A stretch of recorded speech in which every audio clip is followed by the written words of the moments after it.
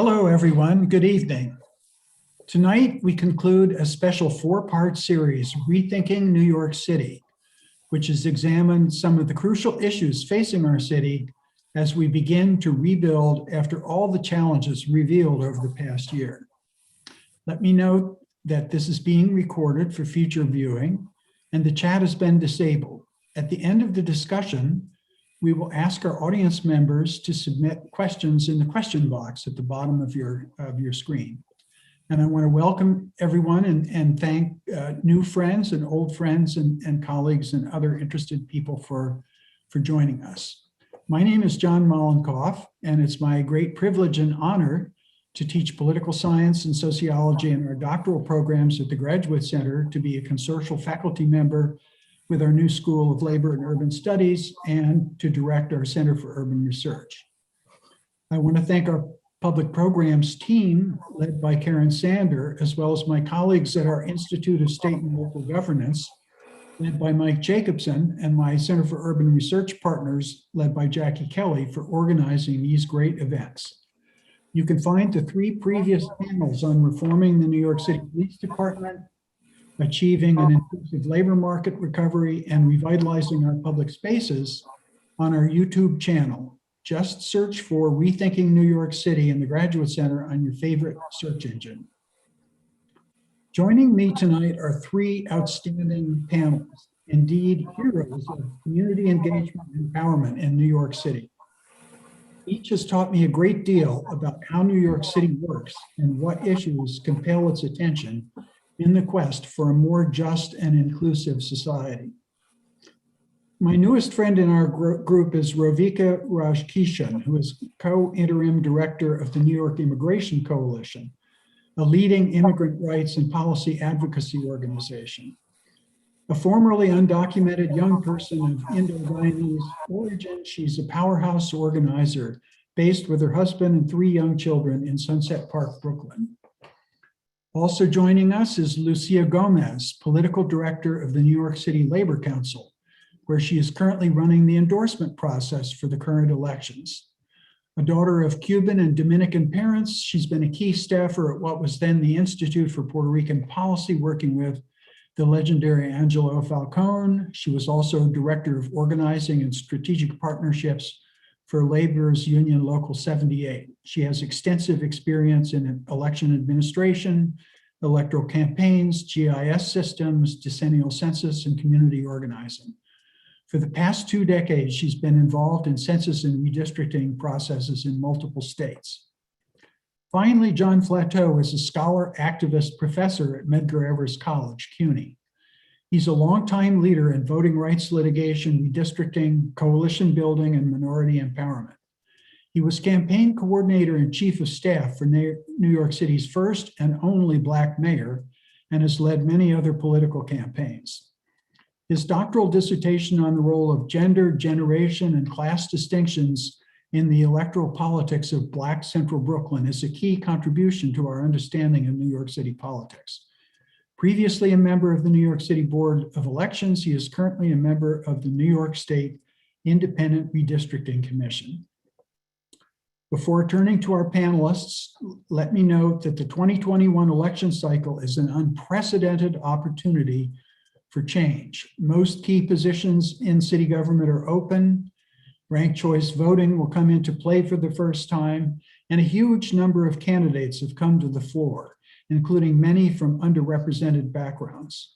We will thus be forging a new leadership team for governing New York City in the coming elections. But we also face huge challenges in driving down the levels of infection, getting people back to work, helping hard-hit communities to recover, and finding our way to some form of new normal in the wake of the COVID crisis. The pandemic has sharply revealed the persistent differences between the privileged and affluent on the one hand, and our working immigrant and minority communities on the other. So let me begin our discussion by turning to John Flateau, who played a central role in the 1989 Dinkins victory and served in the administration, to describe the differences between the alignment of key forces that led to Dinkins' successful candidacy in 1989 and the more disorganized or fragmented environment that we seem to be operating now. What came together, John, at that point that is not happening currently? And turn on your mic too. Thank you, John, for inviting me to participate in this very important forum with such distinguished and brilliant colleagues. The 1989 Dinkins race was an evolutionary and a revolutionary political movement in New York City. And as you pointed out, it's only happened once so far in New York City's history that it has elected an African-American mayor or person of color. We're missing a little bit of what you're saying, so maybe lean forward a little bit into the microphone. Thanks. So the key ingredients of that victory in 1989 was a coalition of Black voters, Hispanic voters, organized labor and progressive whites. And under driving that coalition, driving those key components together were issues of racial injustice, such as police killings. We're going back to the 80s now, and the Koch administration. Healthcare facilities being closed in key minority communities, and issues of that nature.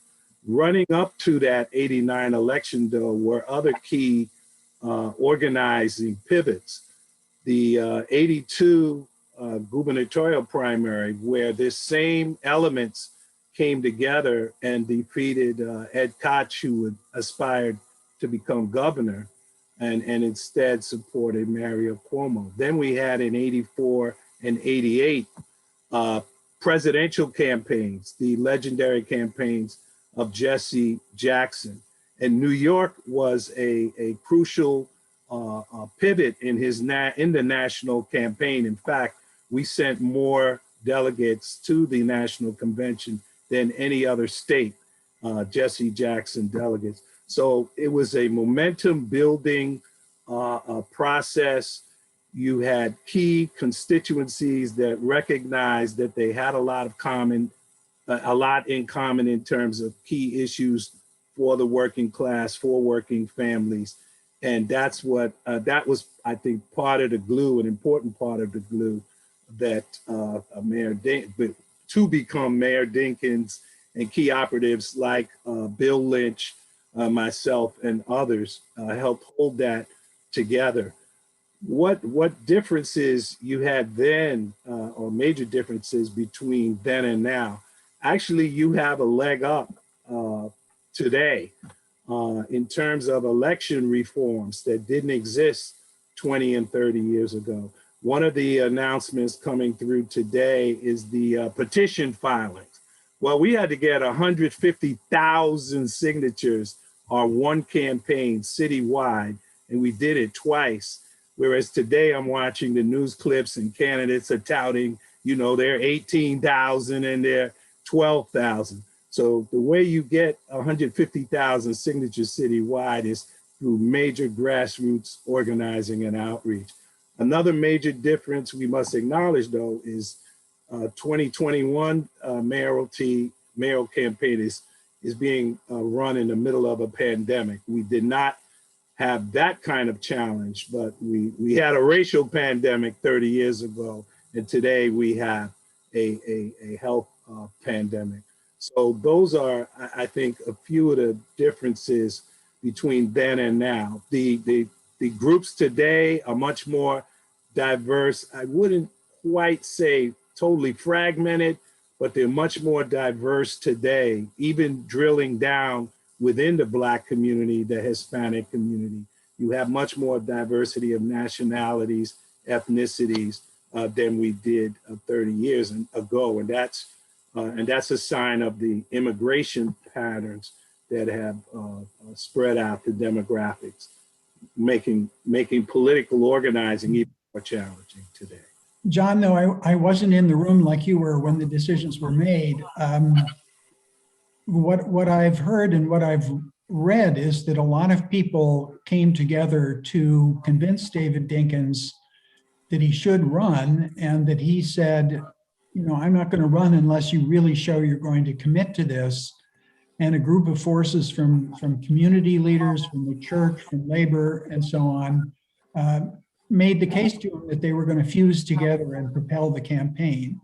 And that doesn't seem to be something that's happening at the moment, or if it is, it's certainly not coalescing behind any one candidate, and it's not particularly visible. So I'd like to turn to Rovika and ask her, you know, NYIC and partner organizations are out there mobilizing immigrant participation in the elections and trying to become part of a larger conversation. How is that working for you? What are you trying to achieve?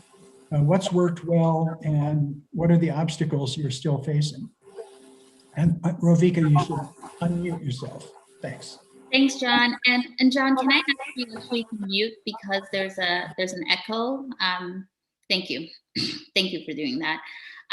John F., I think you gave Lucia like heartburn when you talked about 150,000 signatures. I was watching her face. You know how much verification of voters we have to do without a computer in '89? I'm like, thank you so much, John, for that lovely introduction and for having me on this panel. I'm really excited to be here with you all and to be with my colleagues here. First, I really do want to challenge the notion of fragmented or disorganized. We have an incredibly diverse number of candidates running, including the historic number of women, and specifically women of color. In my opinion, that's a really good situation for us to be in, and a welcome change given how few women we have in the council right now. And so to tell you a little bit about the goals of NYIC, the New York Immigration Coalition, but specifically New York Immigration Coalition Action, which is our C4, we really are here to listen to the needs of the immigrant communities, both on issue campaigns and political campaigns, and making sure that our most vulnerable people's voices are elevated, with whether they're voters or non-voters. And I want to say that specifically because I see a question about, should we allow non-citizens to be voters? And we can talk about that more later, but the answer is yes. And that's something that we're working towards. I bring a lot of my own lived experiences to this work as an immigrant, and specifically as a formerly undocumented immigrant who has lived in Brooklyn since I was 10 years old. I think back on not being able to vote and how that made me feel disenfranchised, but I still wanted my voice to be heard.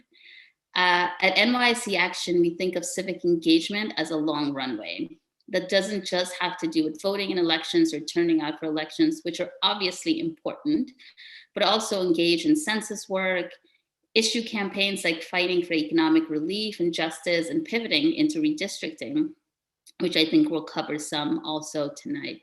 This is all really important to the daily lives of so many of us, including immigrants.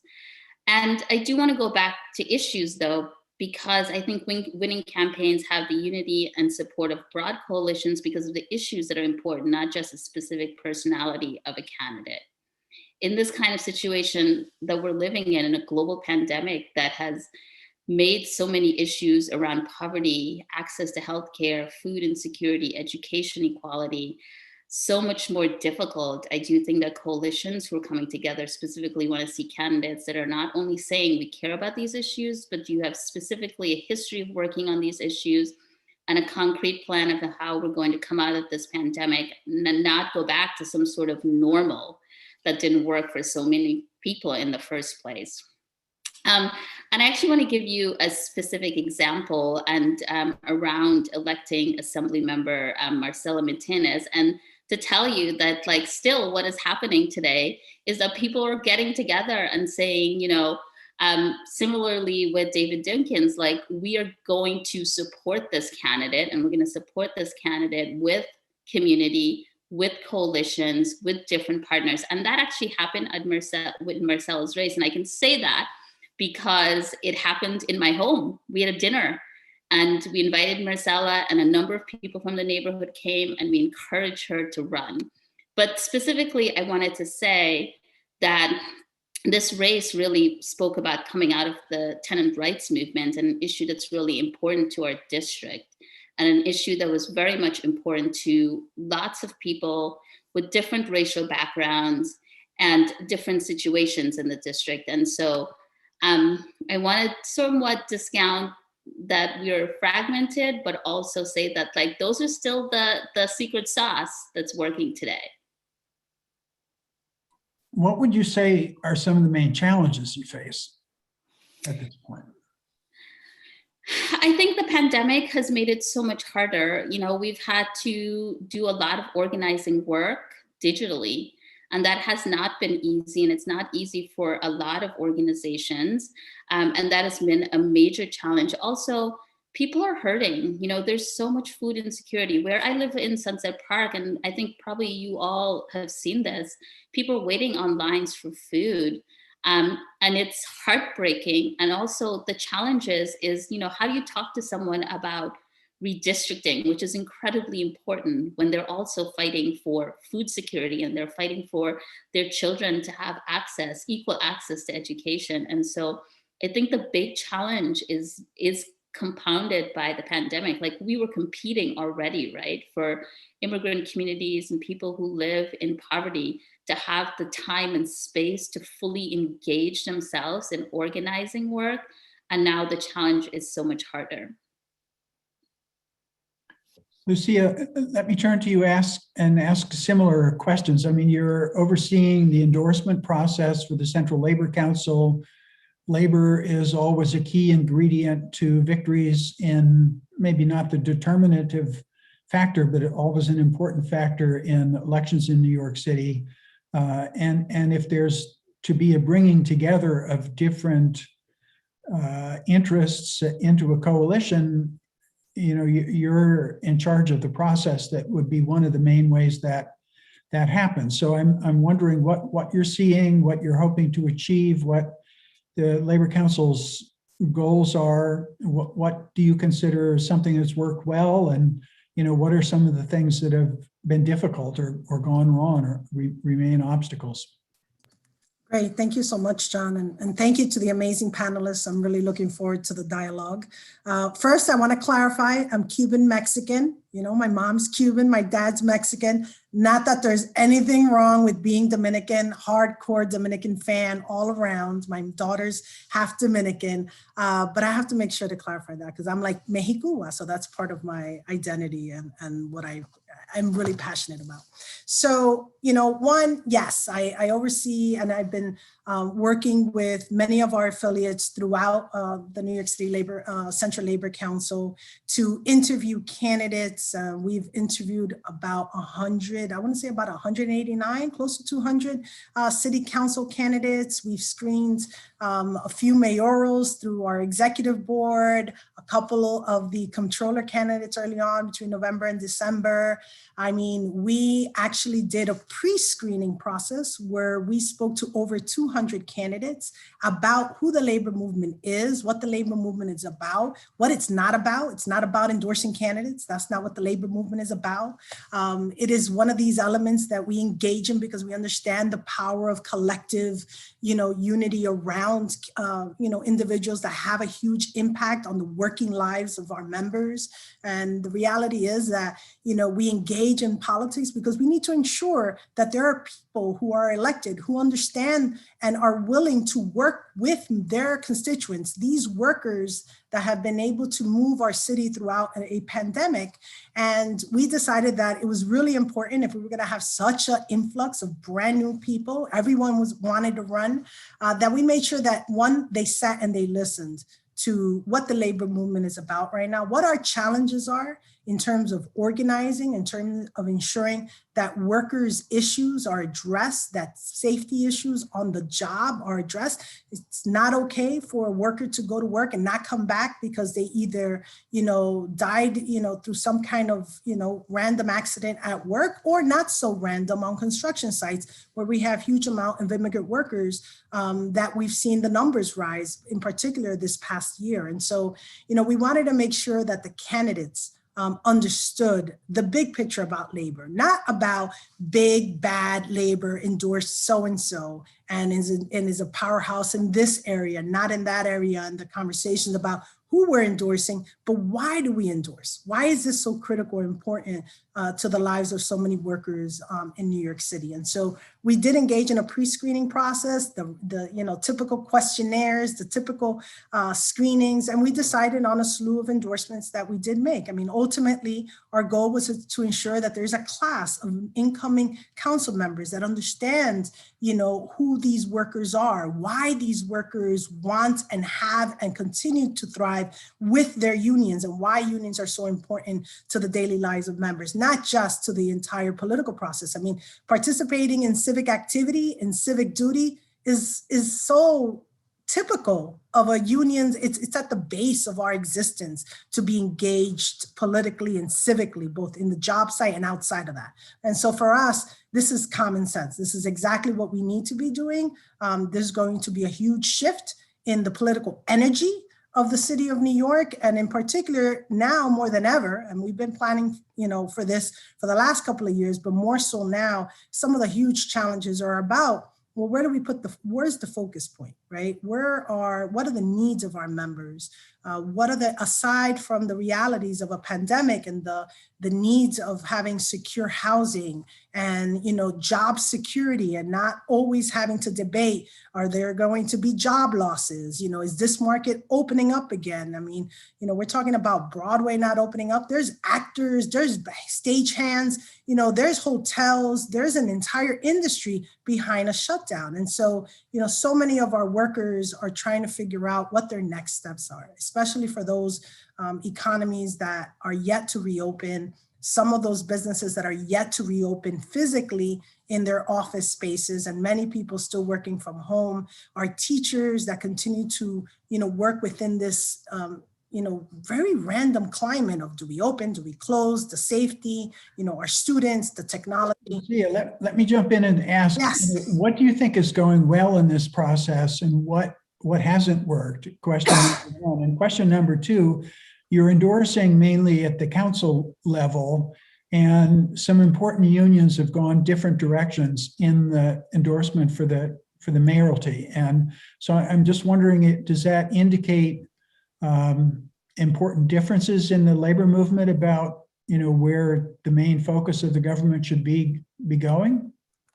Well, I mean, the reality is that different industries have different sectors of members and different relationships and different experiences, both with sitting electeds as well as new ideas and fresh ideas about industries. And so right now, what we're seeing amongst those endorsements that have been made by labor unions, while there's almost 30 candidates in the mayoral race, some, a shorter list of viable candidates, there's about 4 candidates that unions have made endorsements on. So we're not that far away from one another. I think reality is that we're also still in the process of understanding ranked choice voting, the way in which we produce ranked endorsements.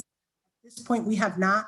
The New York City Central Labor Council has not made a unified endorsement behind one mayoral candidate since Dinkins. We have not made one. And it's not a shocker. Why? I mean, there's so many different reasons, so many ways in which one union plays more at the state level. Other unions play more on the local level, on the city level. There are so many interests at play when it comes to representing their individual industry of members that it's not a shock as to why we would be on different camps or understanding the playing field in such a way. And so, that's why I would say on the city council side, though, there's a lot of there's not that much shade on the kinds of candidates that we've endorsed. On the contrary, we're a lot more aligned. And I think that says a lot about where we are and where we want to move the city. And John, let me turn back to you. You have tremendously deep experience in working with voting rights advocates from different communities around, for example, trying to develop a unity plan for redistricting, a long history in how different neighborhoods and different population groups sort of negotiate with each other to come up with a common purpose for future representation. And so I'm wondering what your assessment is of how this, not the redistricting process yet, because we haven't quite gotten there, but in terms of different groups seeing whether they coalesce around the same or different mayoral candidates, how do you see that going right at the moment? And again, you have to unmute. Actually, we are there with redistricting. There are processes underway. There are political dynamics underway. Your own research center, the fabled Center for Urban Research, has already put up a national redistricting map, which can actually be queued right down to the block level here in New York City, looking at all of the districts.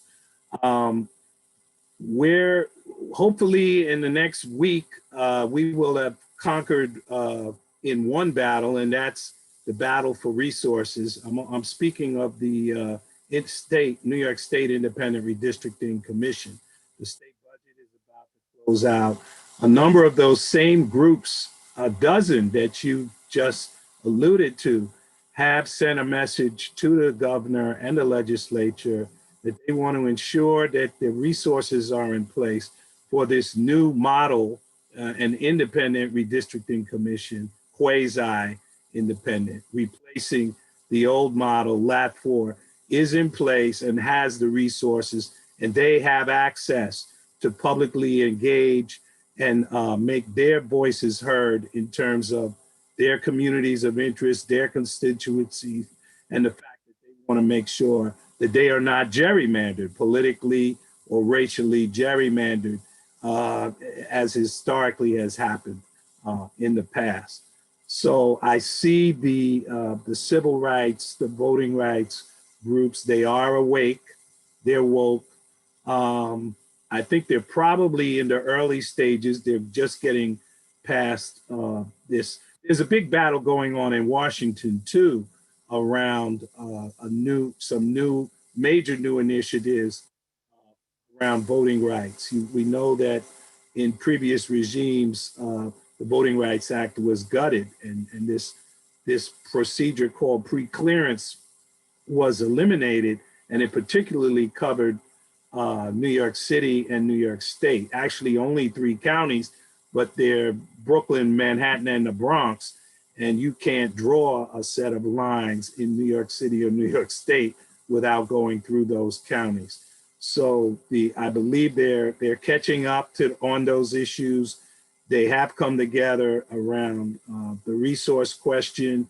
I believe they're in the early stages of line drawing, and our commission, the state commission, very shortly will be doing public hearings throughout the neighborhoods, throughout the state, et cetera, to capture the voices and input of the public on this process.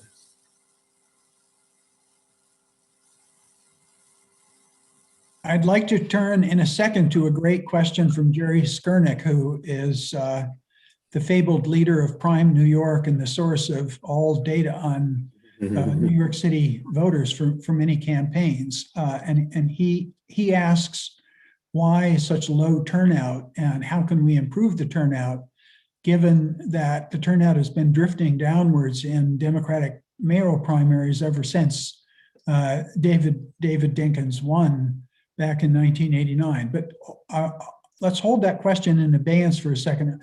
I just want to know if Rovika or Lucia or John has any comments they want to make about anything any of you has said so far, to agree with it or disagree with it.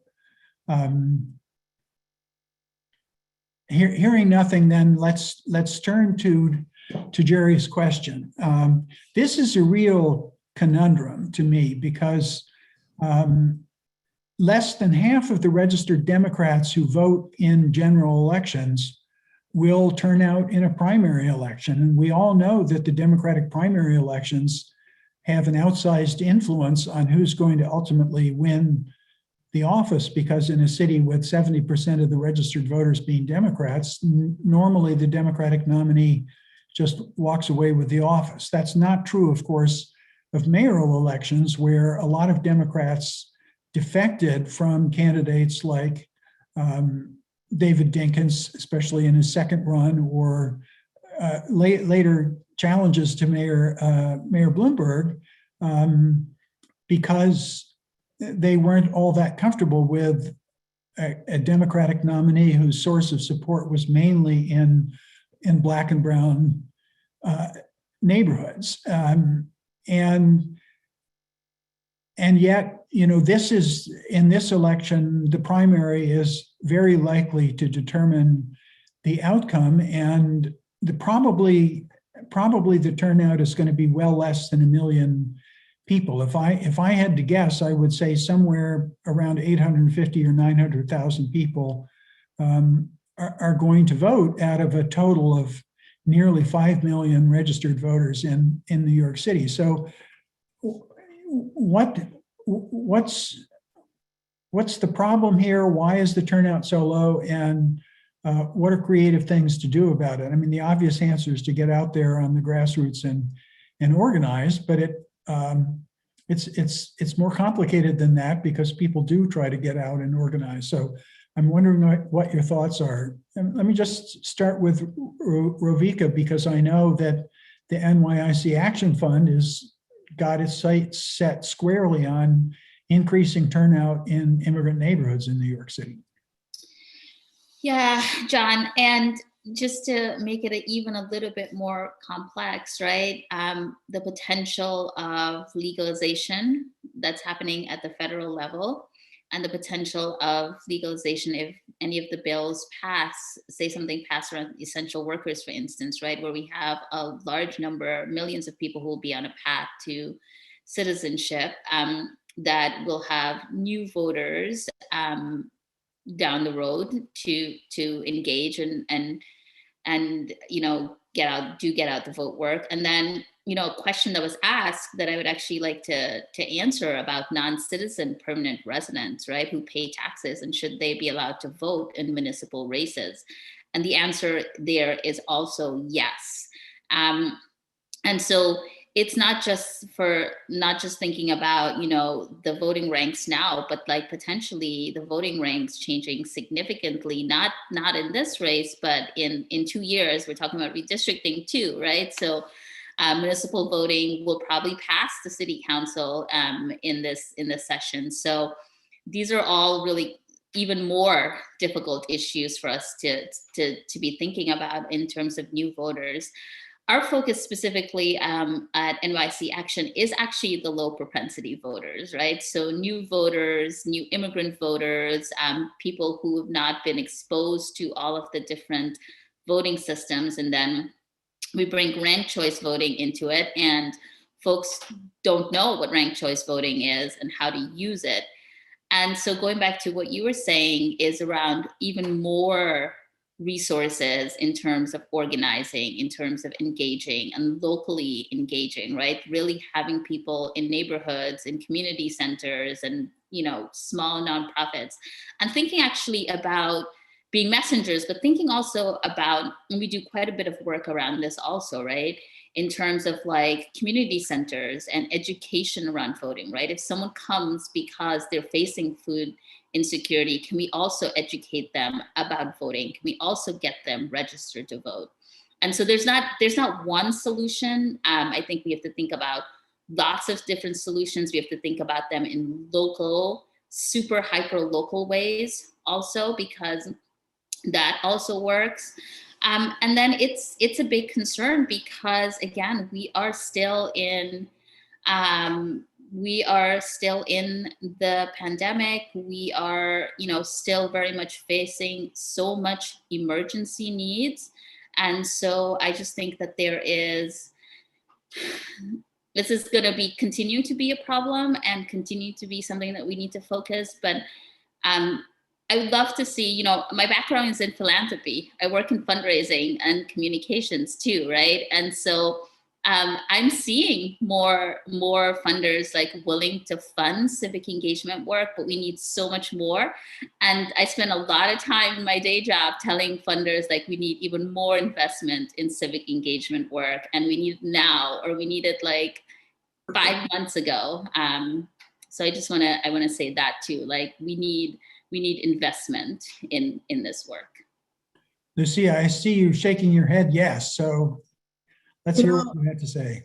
This is absolutely not 2013, right? I mean, I still remember doing the voter activation network trainings in 2012 when the civic engagement table and state voices and all these tools were provided to, you know, mostly in large ways throughout the city and communities of color, to nonprofit organizations. You know, there were brand new tools that no one knew exactly how to quite use in the hands of 501c3s, not always C4s, you know, that entity that now allows NYIC Action to be created, Make the Road Action, CVH Power, all these organizations that organize and go to members, right, are the ones that are actually speaking to the hardcore issues that people are living through, right? Whether it's housing security, food security, you know, issues of worker stability and economic, and all dynamics have changed in the last decade, where more and more people are heavily engaged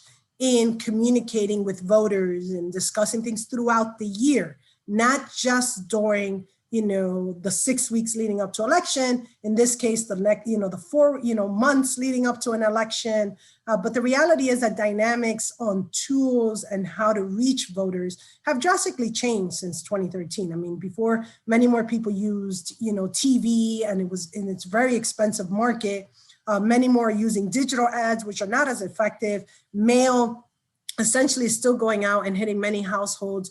But, you know, more and more people are getting to knocking on doors. Now, is that, you know, overkill essentially in terms of how many people are receiving pieces of mail, how many people are receiving, you know, the digital ads and that kind of thing. But I'm curious to see what the turnout will be in this mayoral cycle when you have so many candidates with so much money in their hands. I'm curious about the role of these consultants. And we were talking, you know, before starting, how much it costs to get a vote out, you know, by a candidate, and how nuts it is. But there's a lot more money out there, you know, 8-to-1 match of candidates used to actually speak to voters. That there's a level of sophistication of running campaigns that was, in fact, you know, not to say the sophistication wasn't the case, you know, decades ago, but in fact, folks are using so many different tools. I'm curious to see the turnout as well. I am going to say it's going to be, it's not necessarily as, you know, high as as a presidential. I am hoping, you know,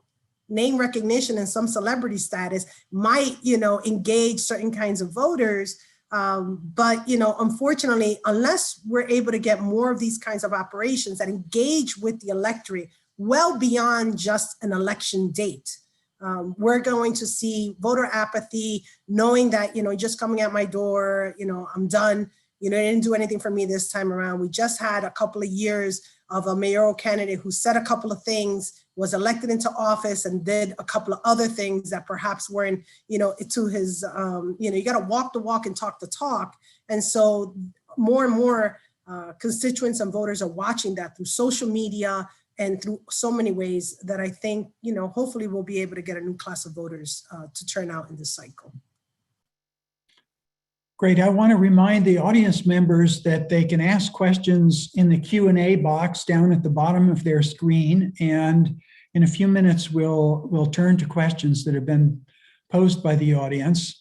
I'd like to go back to something that Rovika said earlier, that only 11 of the 51 current council members are women, but something like 60% of the Democratic primary voters are female. And we have a long stalled moment of breakthrough of better gender representation. And it might happen, it might not happen in this set of races. And so I'm curious as to what you think about how women will, take the lead in this particular election. John, I'm unmuting myself because I feel very passionate about this. I have a lot to say about this. I have a lot of feelings about this. And it must happen in this election cycle. I think first of all, the numbers right now is a disgrace in a city like ours. And I think it will be, all of our issue, right? And a failure on all of our part if there are not more women elected to the council. And for NYC Action, for instance, we've endorsed a majority of women of color, immigrant women running, and it wasn't hard because they're deeply qualified. They're outpacing their male counterparts in many ways in fundraising. I mean, you saw the article today about Crystal Hudson and Amanda Farias and how they're outpacing in terms of fundraising. They're outpacing in terms of endorsement. And in terms of support, Tiffany Caban has assembled a powerful coalition of progressive orgs and is leading endorsements and fundraising. Alexa Vilas in District 38 has all the endorsements. And so I just don't see anything other than entrenched politics and entrenched discrimination against women that will not change this. And, in many of these races, I'm looking at their male counterparts who are running on no public matching funds and no endorsements, and just because they can. And so my plea is that we have to change this dynamics, personally, professionally, for our city, we have to change this dynamics. I have a lot to say about this. I could talk about this all night. Lucia. Yeah, I mean, look, one of the things that I'm learning more and more every single day, endorsements and money don't necessarily win elections, right? Voters turning out to vote and voting for their preferred candidate wins elections. And, I'm excited that at the CLC we endorsed 17, I think, of all the candidates. About 38 of the candidates that we endorsed are in fact women. Much larger, number that I think we've had in the past, but there's so many more women that are actually running and putting themselves out there instead of being the person backing up another candidate. Most of the times we're the campaign managers, we're the field directors, we're the people kind of really moving and shaking and making the candidate look good. And at this point, I'm really proud that so many of the women have chosen to run instead of being in the background. And, that in and of itself is exciting. That in and of itself shows that, we have, women should be in the front, not just, cutting the turf and doing the legwork for their male counterparts, because that seems to be, what's out there. But again, at the end of the day, it is the voters that will decide in particular districts. They will decide what is the politics of that particular person, whether that person can deliver. And I'm hoping that we can change the perception out there of the role of the women in politics and the role of women. And I think that's exciting in and of itself. I think it's going to be a challenge. I'm hoping that more and more of these women are going to be able to actually sit in the city council chambers and change the discourse of politics and policy. So many of our union members are women across the city of New York. I think it's 1 to 2 women type of dynamic within the workforce. And so many of them have actually, had major impact during the pandemic, and have demonstrated a capacity to juggle multiple things, both work and a health crisis and the home and the schooling of their children and so forth. And so, I'm hoping that aside from, being able to have the qualified women and the women who are putting in the work and doing the hustle and doing, pushing forward, that the electorate understands that we need a diversity council in order to move our issues forward and the New York City economy and the issues that are going to rise as a result of the pandemic.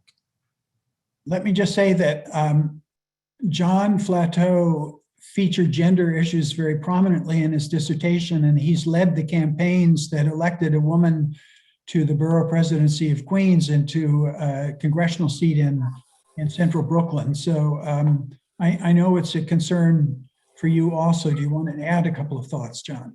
I would just add that the electorate is women and men, and let's make sure that women are backing women. Women and men are supporting women. And what you want to make sure is that there isn't an overwhelming number of candidates in the race that undercuts the goal, the strategic goal of who you're trying to get elected. And from my perspective, you had that situation in Northern Queens where you now have Council Member Gennaro, and there were, it looked like about 7 or 8 Asian American candidates in that race, but it was a crowded field, and one candidate with the resources was able to come through that blizzard with 60% of the vote on ballot 1. So you didn't need ranked choice voting. So that's a cautionary note as we move towards that objective of ensuring that we elect more women to office. I worked on now AG, but then public advocate Letitia James citywide campaign. I've worked on a number of women's campaigns throughout this city and state.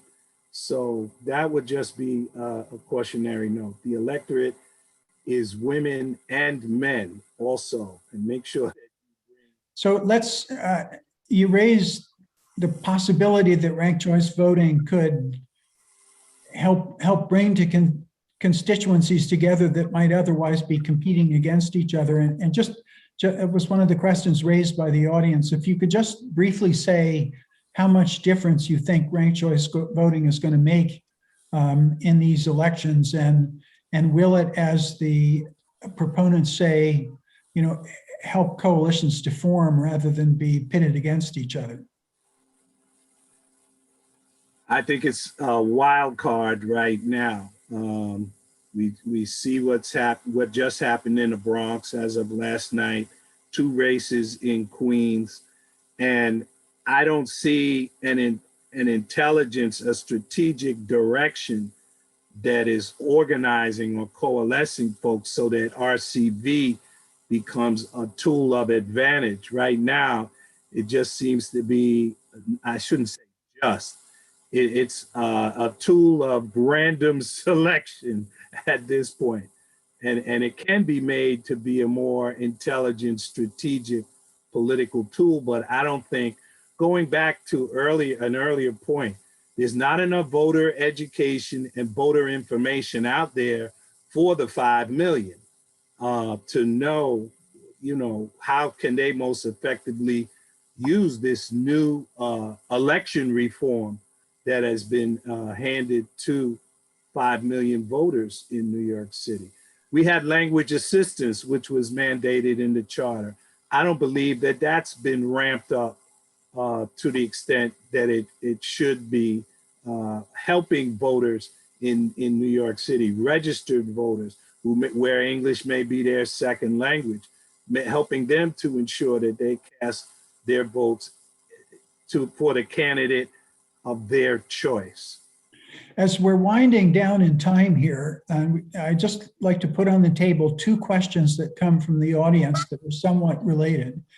One question from a wonderful MA graduate from our political science program asks whether we will see the council continue to exercise a great deal of power over land use questions, or whether there'll be a return to a more strong mayoral focus over decisions of that sort. And related question is whether business interests will strongly shape the recovery given the depth of the economic problem, and what can we do to make sure that it's a more inclusive recovery. I think the business community is pretty solidly united in being unhappy with the level of discretion that individual council people have had over development decisions like the Amazon case or the Industry City case. So that I think I see the two are somewhat related. So Lucia, why don't we shift to you, and Rovika, and then back to John for a concluding thought. I knew Amazon was going to come up. So, and Industry City, Lucia. Yes, gosh. Hey, that's your backyard. I don't want to cringe. So I think there's, it's an interesting dynamic to see both the discussion around, what happened in Amazon, in Long Island City, and then Industry City, two different, I think, scenarios, one prolonged by, an effort to have more community engagement, and that's Industry City, more involvement. And then the other one, on Amazon, where there was an interesting dynamic between what government was dictating around the benefits and the role that a corporation as large as Amazon will come into the city with. And so we were told what was going to happen versus a prolonged and long approach in Sunset Park around, what would take place. I would, there's some place in between.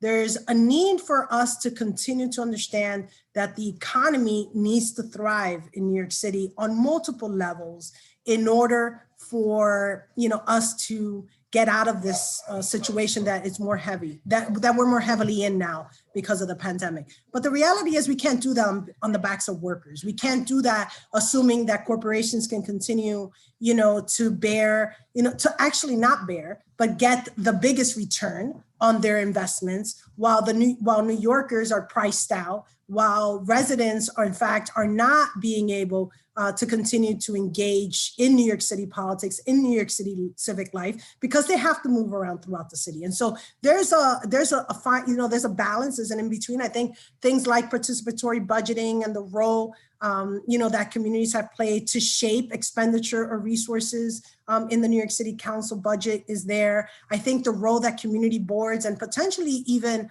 providing, the council, I would say, more say over what happens in their district around land use versus, some of the ways in which the mayor and the city has taken over certain control over projects. So I think there's definitely there has to be a middle ground between those two dynamics that right now we have not quite seen a successful project be undertaken where there is the best interest of both residents and the economy of the city of New York, moving forward. So it is a tightrope that we're walking on. Rovika, you had a front row seat on all that. What are your thoughts? And Sunset Park? Industry City is literally my backyard because I live a few blocks away and I serve on the community board also.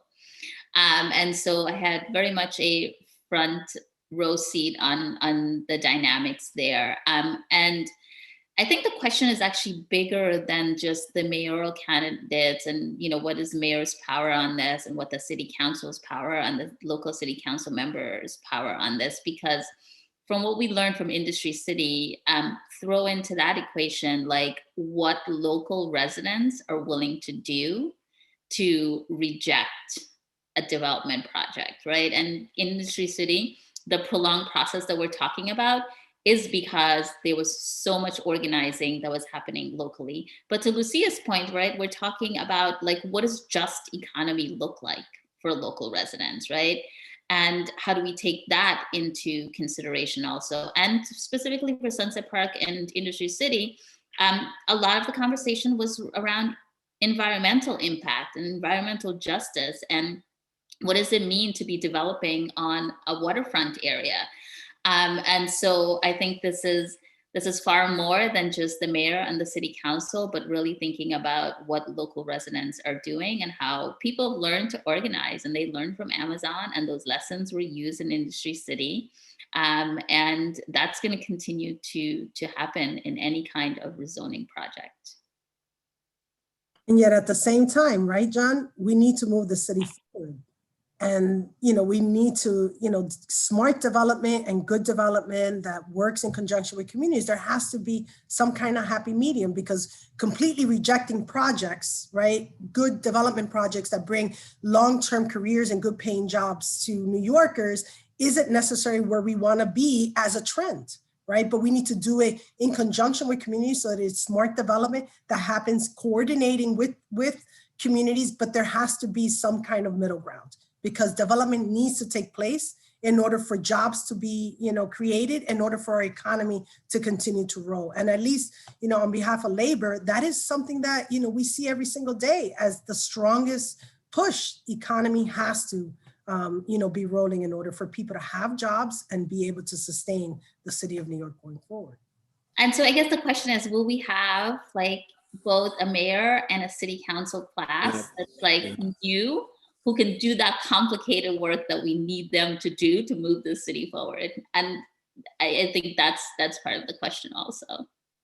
Well, it can be really excruciating because on the one hand, clearly we need room to expand both housing and employment in the city.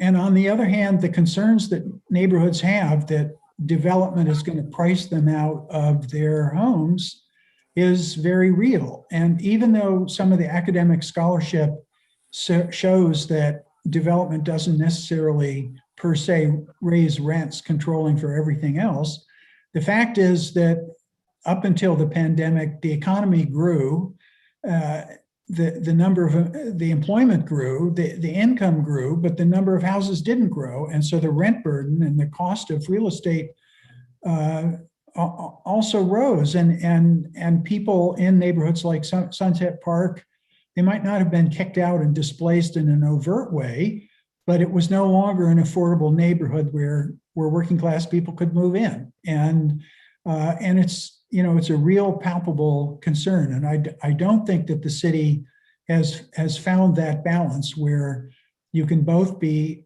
pro-growth in some sense, but in a redistributive, inclusive way. And Bill de Blasio said that he was going to be able to do that in this housing program, and he created a pretty widespread negative reaction about it's not enough, the subsidies aren't deep enough, there's not enough housing and so forth. So that problem, that tension has definitely not been solved. John, I'll leave it to you to give us a benediction of a minute or two to finish off a wonderful discussion here. And I want to say thanks to everyone who's participated, and the questions in the question box, we were only able to answer a few of them, but they're excellent questions. So I thank everybody for that as well. I think I can close out on the discussion we're having now. Jobs with living wages and affordable housing, that's where you were headed, John. Not based on something called AMI, but NMI, neighborhood median income. We need to narrow the scope of this analysis about what is affordable. And the next question becomes, that should be the yardstick for the next iteration, the next class of city council members. That's who's going to make these land use decisions in the next 9 months going forward. Whoever the next mayor is and a majority of the city council is going to set policy. They're either going to follow the same path that exists now, or they're going to bring in new policy and new direction. So that should be the yardstick by which, in the little time remaining, we only have 90 days to make decisions about who these next 51 council members. So you need at least 26 of them to be on the page we're talking about now in order to have new policy. And you need a mayor working with this new council who buys into that same vision for a livable New York City for all New Yorkers going forward. A livable city for all New Yorkers. That's a program that we can all run on and endorse here at this wonderful gathering. I again want to thank everybody. And if you want to see some of the earlier discussions, which were on key topics and equally interesting groups of people, please tune into our channel. And hopefully you've had a great evening. And the City University of New York Graduate Center has been very glad to bring you this event. So thanks very much, and everyone have a great evening and stay safe. We have a minute or two before the clock absolutely